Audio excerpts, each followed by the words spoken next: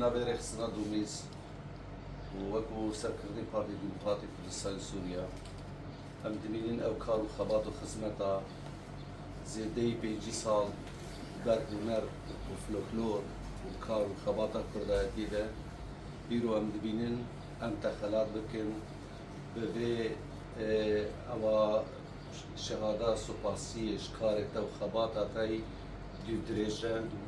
ئەڤڕۆژ ئەس gelekî dilşadim ge partiya me Partî Demokratî Kurdistana Sûriya rêxistina Domîzê Sêdayê Hecî Kal û hevalên xwe min xelat dikin. Ez wê xelatê jî weke nîşanekê bi singa xwe vedikim. Xelat jî berhemê xebata min a zêdetir 50 salî hunera Kurdiya, helbesta Kurdiya, siyaseta gominc partî re kirî û ez her soz didim berdewam bim heta ez herim gorê.